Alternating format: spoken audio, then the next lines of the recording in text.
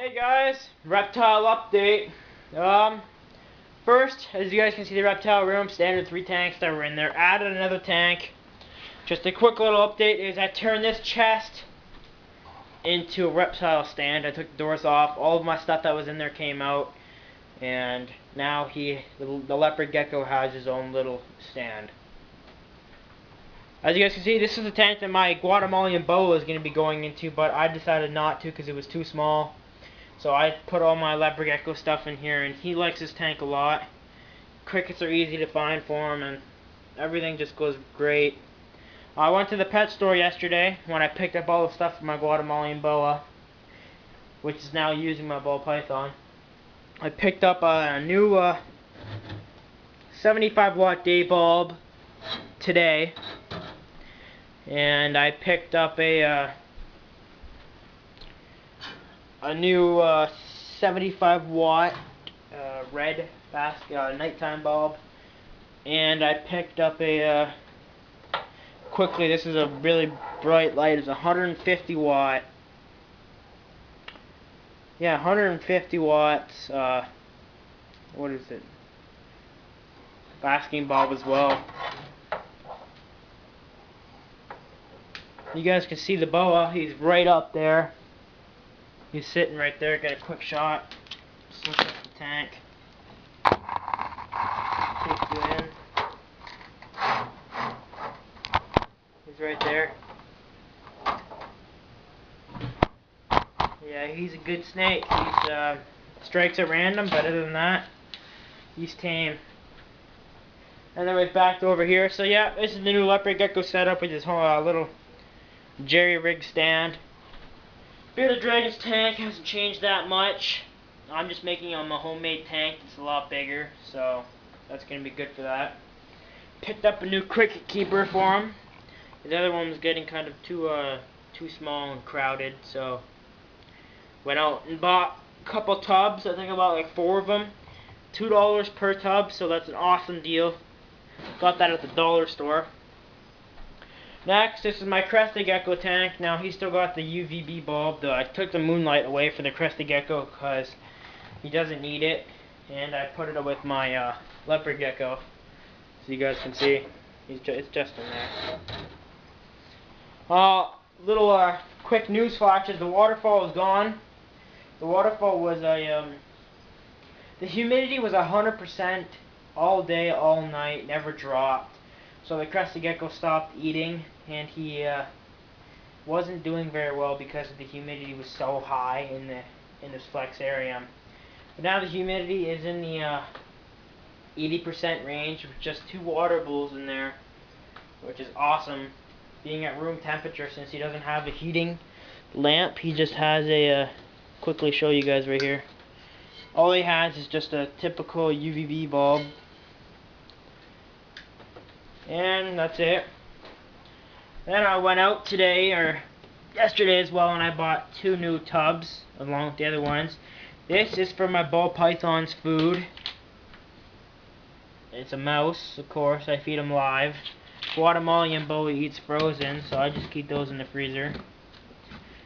And I bought another tub for the feeding tub. That's the new feeding tub. The old one is going to be for my leopard geckos. I'm just going to put a screen over top. So yeah, it's okay. I'm going to try and get a feeding video up of my ball python. Hopefully that works pretty well tonight. I'm really hoping it works. So yeah, I just bought... The only tank I use coconut shavings now is for the crested gecko, because he's an arboreal species, so he's not always on the ground. And it does keep in dryness, so it does keep in some heat.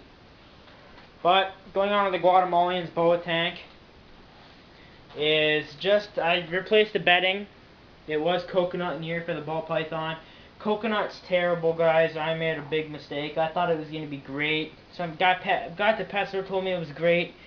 And the ball python was doing good on it for a while, and then his stomach started getting dry a lot, and his scales.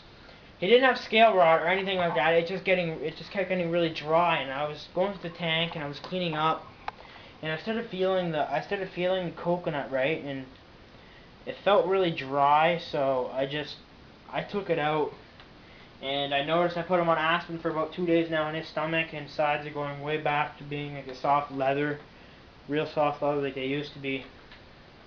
So yeah, everything I bought for the Guatemalan boa is in the ball python's tank. Only thing I put in here was the clay hide, and my ball python got his famous little log hide. So that's okay. Anyways, the boa constrictor species are more of an climbing species. They don't really like to sleep in the hides like the ball python does. They're always in the open laying. And sometimes he even burrows himself underneath the aspen and gets really warm by the heating pad. But yeah, I give you a quick shot inside the tank. Everything's still the same.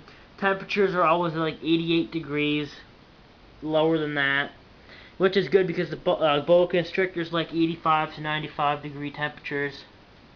So yeah, just some fake vegetation over there. That really big log still. I'm going to show you guys how to set up the tank. Probably next time I come over to my dad's, I'll do a video. So, yeah, that's the Guatemalan's boa tank. Just took the snake out, put it in a different cage, and dropped the Guatemalan boa in there, and everything's fine now. Bought a few things. This is the ball python's tank now. I had to buy two new bulbs. I bought all the supplies that I thought I was going to use for my Guatemalan's boa tank, which was going to be that 20-gallon, but my Leo went in there, and my ball python went in here, and this stuff was getting too small for my boa. It was already too small. I didn't know how big this boa was going to be, but he's at least 28 inches long. Ball python's only like 18, 19 inches, so this stuff suits his weight well, which is good because he likes to climb a lot. But he doesn't sit in the trees 24/7 like my boa does, which is in the corner over there. Bought some fake ferns, as you guys can see right there, at the dollar store, which is really good. And some fake vegetation there, big water bowl and a hide, and another clay hide back there, which is what he sits in a lot. So yeah, and there's a heating pad under the tank too. This is the new ball python setup. Everything's going great with him now. He's eating 100% all the time. Every time I offer him food, he takes it. I'm just going to try and feed the Guatemalan tonight. Probably get a video of that up. Hopefully get a video of both of them eating. And yeah, and then I did a few more restorations in my room. I don't know if you guys can see down there, but I bought a toolkit real cheap at a yard sale. I already put a hole in there by accident, a couple holes actually. But I bolted my not extension cord, but I forget what you call these things. Power bar. There you go. So yeah, I bolted my power bar up straight towards. So every night I just crawl under there and I plop in my red night bulb instead of having to climb up and put it in the switch in the back, which is really good. Have all my tools there which I need, and then in here, paper towels, wrappies, mister, drill, bits, tape, everything I need. So the reptile room's coming great. Every week I'm getting a new reptile, but I think I'm going to be done for a little while. And when I say done, I know I'm never actually done. I just keep getting more reptiles as they are. It's an addiction, honestly. It is an addiction.